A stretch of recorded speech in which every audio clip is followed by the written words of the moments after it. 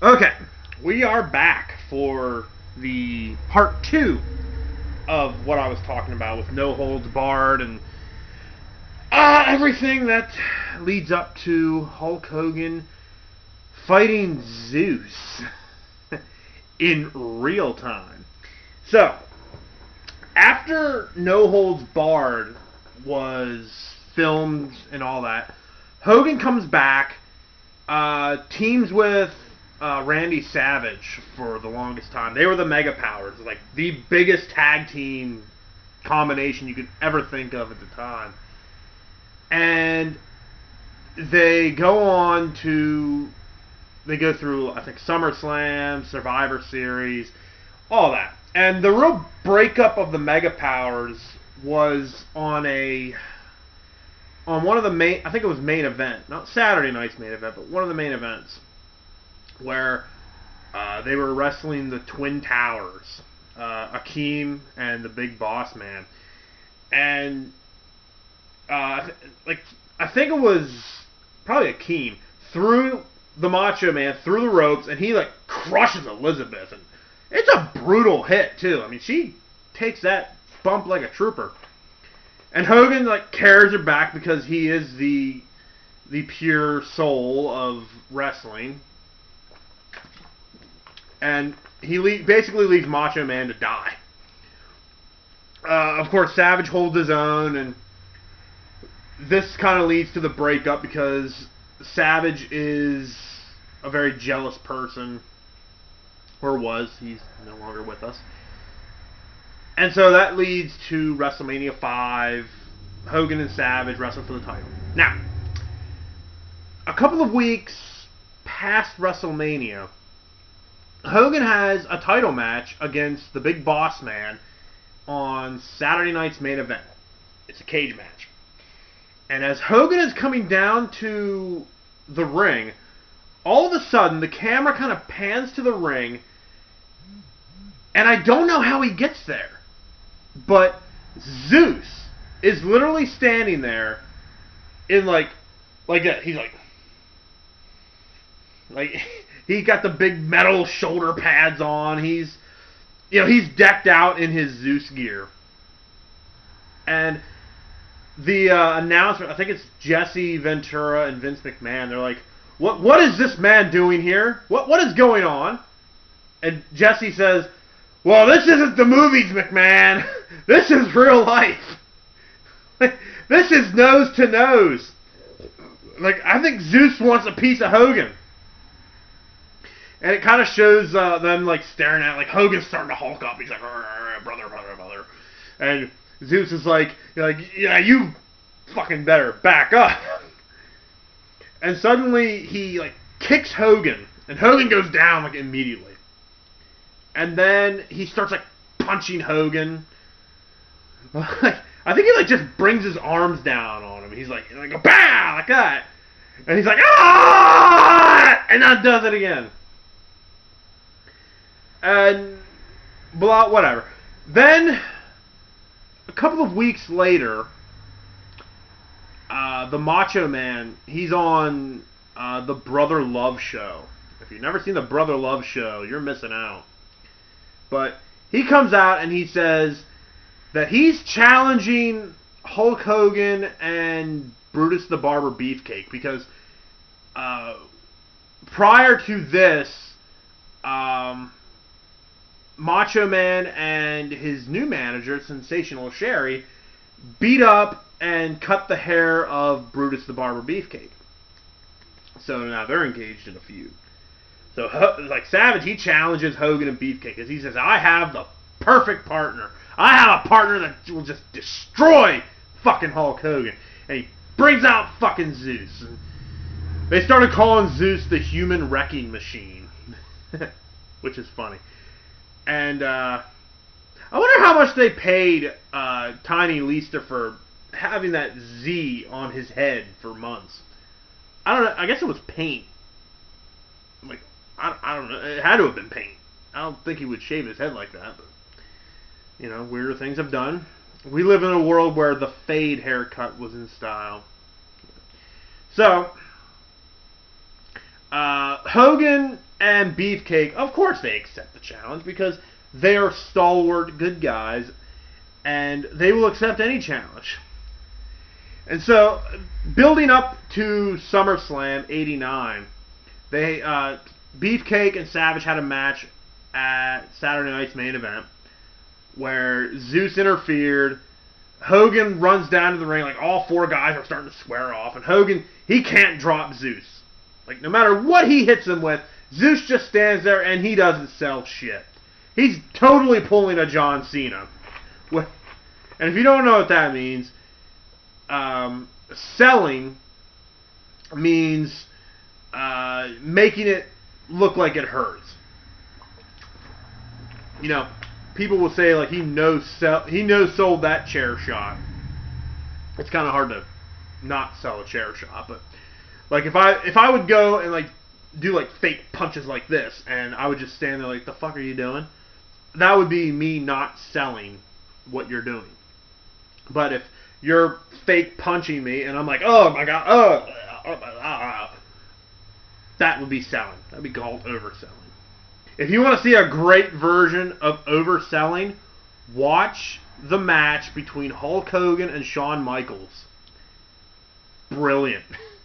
Shawn Michaels oversells everything Hogan does. It's funny as hell. So, Hogan runs out and grabs a chair, like a steel chair, and he winds up and he cracks Zeus in the back with it. And Zeus just stands there looking at him like he just spit on him. And Jesse Ventura, he's screaming, he's like, he couldn't drop him, McMahon! There's your hero! He's gonna die! Hulk Hogan is a dead man! Which leads to SummerSlam and the ill-fated tag team match. And I can't really say it's ill-fated because it's decent. But it's pretty obvious that Zeus is not a wrestler because he doesn't take a bump at all until the very end. But it's very obvious that if they went through any type of training with this guy, it was very limited, very basic. That maybe he learned to like throw a punch or maybe slam somebody. That's about it. They did very little with this guy.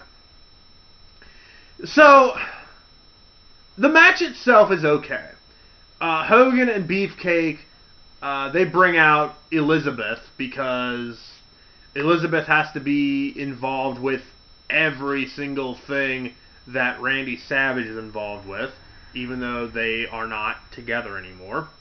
They were still in real life, but storyline-wise. But when Zeus gets in the ring, of course, he's just beating the shit out of everybody. Until the very end, when Hogan, it's just Hogan and Zeus now, one-on-one. And suddenly, all of a sudden, just out of nowhere, Hogan's punches start affecting Zeus. It makes no sense. The entire match, he's no selling. He's John Cena in that match. No, just not selling a damn thing. But then all of a sudden, now he's getting hurt. I don't know. Hogan didn't even hulk up in this match, which kind of shocked me. And he picks Zeus up and he slams him, leg drops him, boom, it's done. And you think that's it.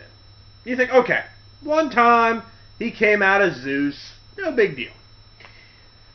But then, let's see, SummerSlams are in August. About 4 months later, September, October, November, 3 months later. I'm from Big Spring. I have terrible math. 3 months later, November, the Survivor Series rolls around. And suddenly, Zeus is back in the picture. Like, he's been gone for months. And here comes Ted DiBiase with a Survivor Series team. He's challenging Hulk Hogan, and Zeus is on his team. It's Ted DiBiase, Zeus, and the Powers of Pain, the Warlord and the Barbarian, against Hulk Hogan, Jake the Snake Roberts, and Demolition, Axe and Smash. And at the beginning of the match, Zeus and Hogan face off, and Zeus starts choking Hogan down to the ground. He's shaking him ah! And the referee, it's funny because the referee literally gets on Zeus's back and is trying to pull him off. And it's not helping because Zeus still has his hands around Hogan's neck, and I think it's Dave Hebner. He's pulling back on Zeus. He's ah! Get off of him, you crazy black man! Ah! And Zeus, he pushes him on, fuck off! He starts choking Hogan again. And the referee, he's grabbing onto his head. He's ah! Unhand him, you foul brute! And Zeus chucks him. He's fuck out the way! And referee calls for the bell, disqualifies Zeus. So 2 minutes into the match, Zeus is eliminated. Okay. So after this particular match, it's announced that, actually during this match, pardon me, they announced that there's going to be a special pay-per-view that I guess, I forget what it's called. I don't think it even has a name, but they said, Jesse Ventura just mentions this completely out of the blue. He says, well, Gorilla, no referee will be able to save Hogan at No Holds Barred when him and Beefcake are locked in a cage with the Macho Man and Zeus. And immediately you think, when did they sign this? And for that matter, when were they going to tell us about this? The night before?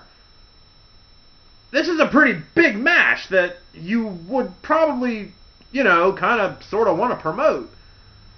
Because, to my knowledge, I think it's the first tag team cage match that the WWF had ever done.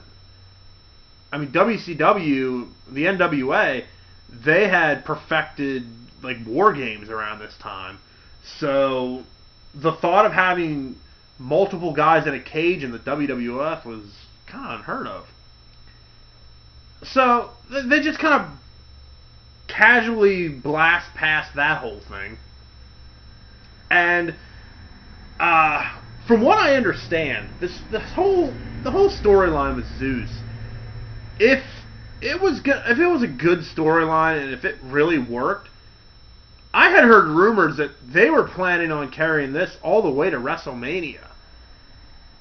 This is going to be a 6-month-long feud between Hogan and Zeus, where they were going to have, I guess, a one-on-one match at WrestleMania.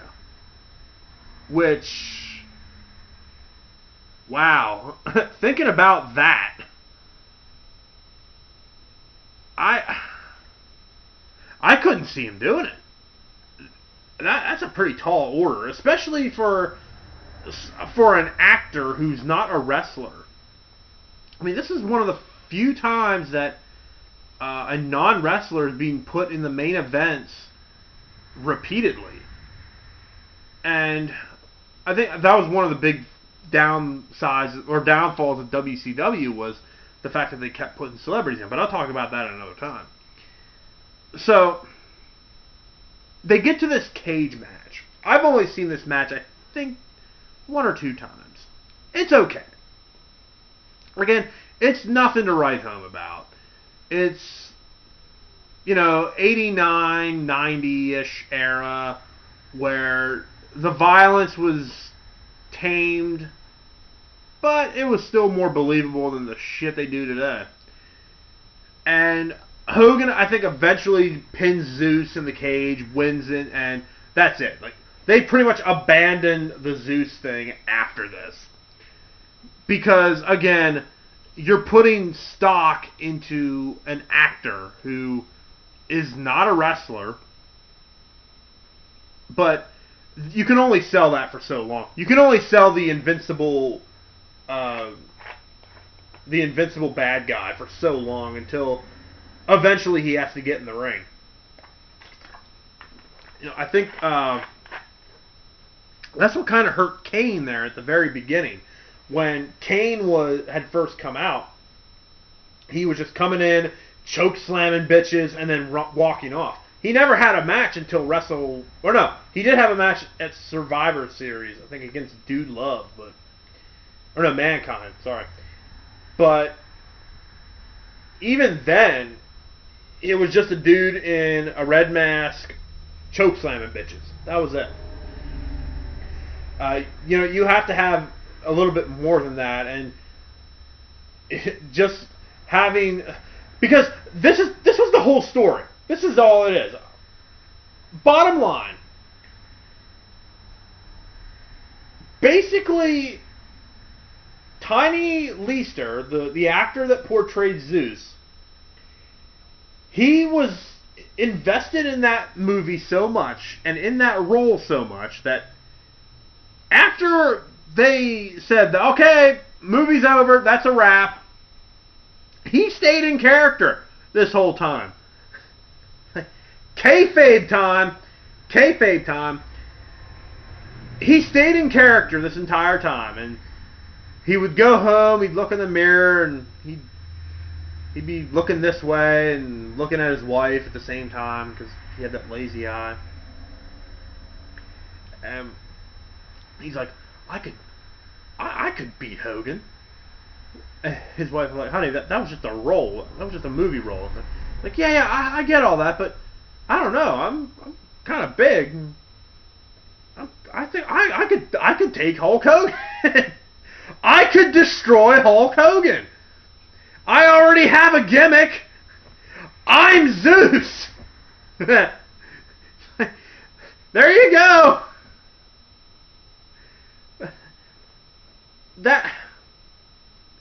That's what they banked on. That this guy literally thought he was Zeus. So not only is he an idiot for thinking that he is portraying, or he really is the actor or the character he's portraying, but now he thinks he can just get into wrestling because he's Zeus. He's the human wrecking machine. I can beat Hulk Hogan. That would be like me winning some type of contest where I would go like drinking with Steve Austin one night, and I'd wear my Steve Austin vest, and I'd get him to sign it. I'd just hang out with him all night. I'd go home and say, like, you know what, Steve Austin, I could so take him. He doesn't look that big. He doesn't look that tough. I could totally kick his ass. And I couldn't. He would kill me.